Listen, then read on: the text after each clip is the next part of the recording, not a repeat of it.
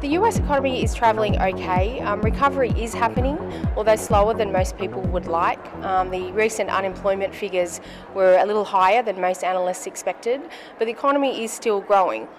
There is increased exports, new investment, and also new personal expenditure by households.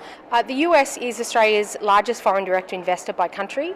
It invests about $120 billion in Australia as per 2010 figures, and the US actually invests 10 times more in Australia than China. The US is a really diverse investor in Australia, so it doesn't just invest in manufacturing only or resources only. It's manufacturing, technology, life sciences, clean energy and retail. There's some really great examples over the last 12 months of US companies that are doing some really great things in Australia and also with Australian partners, such as IBM's new R&D centre with the University of Melbourne, General Electric's new deal with the CSIRO in various areas for a new long-term partnership. And then you've also got, what's interesting is US retailers coming back into Australia, so in the food sector such as Costco, and also if you look at Gap opening their first store with an Australian partner in Melbourne and now moving to Sydney. It's interesting in the US, at the moment, some reports are saying we're in a new golden age of the web. So it's a real convergence of the business, social and consumer worlds all coming together. There's massive new investor interest in particularly the new digital companies, new social media companies. You've seen some quite very hefty valuations of companies recently.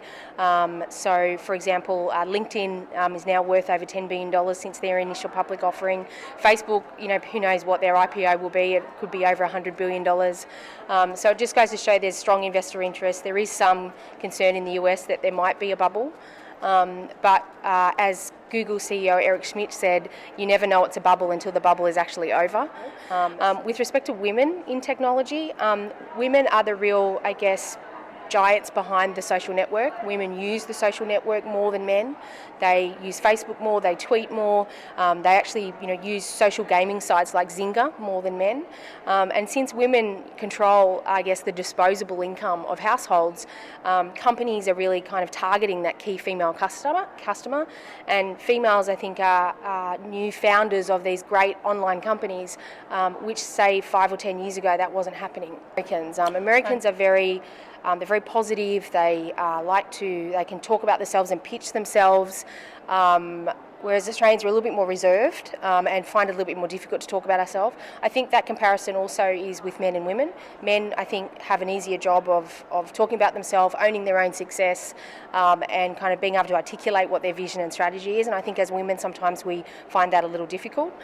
In the US, what's been interesting is that with the rise of new female, particularly entrepreneurs, and those figures are actually at the moment, female entrepreneurs seeking money is around kind of 20% of all fund seekers, which that's a massive increase over the last 5 years. What these women are doing in order to kind of address some of those cultural issues is engaging with these new kind of women's networking forums, particularly in the technology sector, such as Women 2.0, Astia, Witty in the US, which are creating great forums for women to be mentored, to know how to pitch to investors correctly. And the majority of venture capitalists, for example, 95% of them are all male.